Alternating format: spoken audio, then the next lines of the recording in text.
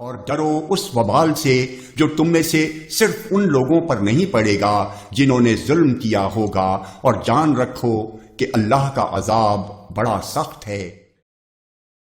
الحمدللہ رب العالمین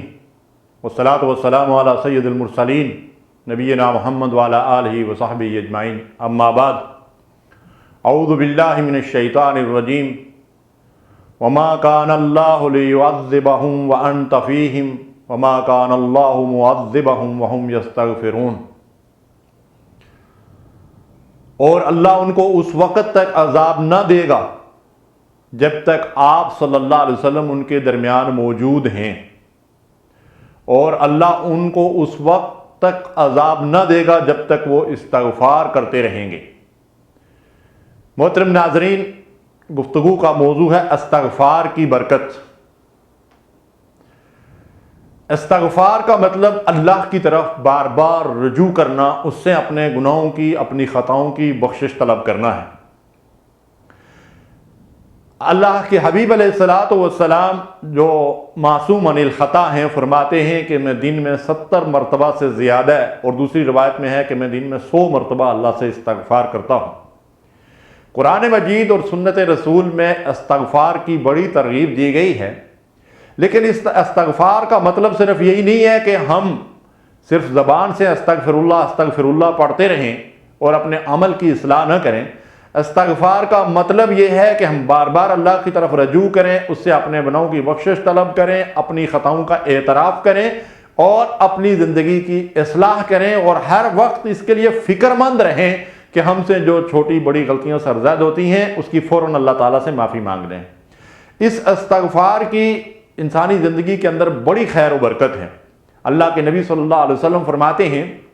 کہ اللہ تعالیٰ نے میری امت کو 2 امانیں عطا فرمائی ہیں۔ ایک امان میرا وجود ہے، جیسا کہ اللہ اس آیت میں ارشاد فرماتے ہیں کہ جب تک ان کے درمیان نبی موجود ہوگا اللہ اس امت پر عذاب عام نازل نہیں کرے گا۔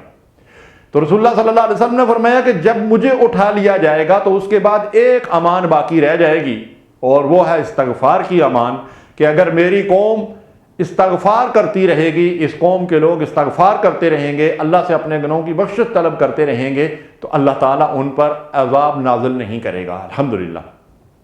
پھر نبی کریم صلی اللہ علیہ وسلم نے ارشاد فرمایا کہ جو شخص اپنے اوپر استغفار کو لازم کر لے،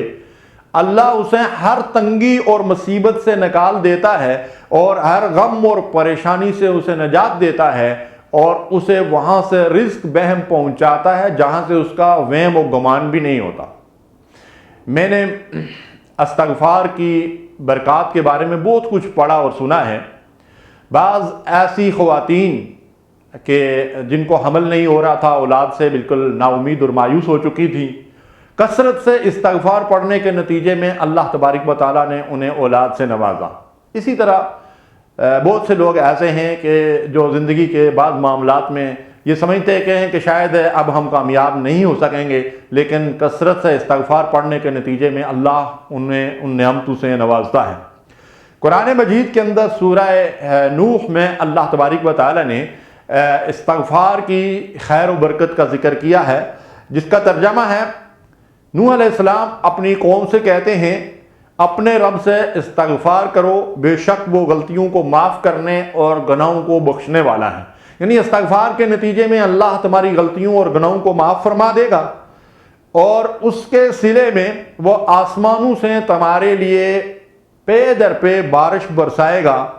اور تمہارے مال اور تمہاری اولاد میں برکت دے گا۔ یعنی اللہ تعالیٰ بارشیں بھی نازل کرے گا اور مال اور اولاد میں برکت بھی دے گا، تمہاری زمینوں سے باغات بھی اگائے گا اور پانی کی نہریں بھی بہا دے گا۔ یہ ثمرات ہیں، یہ فوائد ہیں، یہ فیوز و برکات ہیں کثرت سے استغفار پڑھنے کے۔ اور اللہ تعالیٰ نے قرآن مجید میں بعض دوسرے مقامات پہ بھی ان چیزوں کا ذکر کیا ہے کہ اگر انسان اپنے گناہوں پہ نادم ہو، شرمندہ ہو، اللہ تعالیٰ کی طرف رجوع کرے، سچے دل سے توبہ کرے، آئندہ کے لیے گناہوں کو چھوڑنے کا پختہ عزم کرے اور اطاعت کی زندگی اختیار کرے، تو اس کی زندگی کے اندر تبدیلی آتی ہے، وہ گناہوں اور معصیت سے اطاعت و فرمانبرداری کے راستے پہ چل پڑتا ہے، اور اس کی خیر و برکت بھی اس کی زندگی کے اندر ظاہر ہوتی ہے۔ نبی صلی اللہ علیہ وسلم نے فرمایا کہ بشارت ہے اس شخص کے لیے جو قیامت کے دن اپنے نامہ اعمال میں کثرت سے استغفار پائے۔ ہمیں کثرت سے اللہ تعالیٰ سے استغفار کرنا چاہیے، اپنے گناہوں کی بار بار معافی مانگنی چاہیے، اور ہو سکے تو دن اور رات کے اوقات میں خوب اللہ تعالیٰ سے استغفار کریں اور گناہوں سے اجتناب کریں۔ اللہ ہمیں عمل کی توفیق دے۔ وما علینا الا البلاغ المبین۔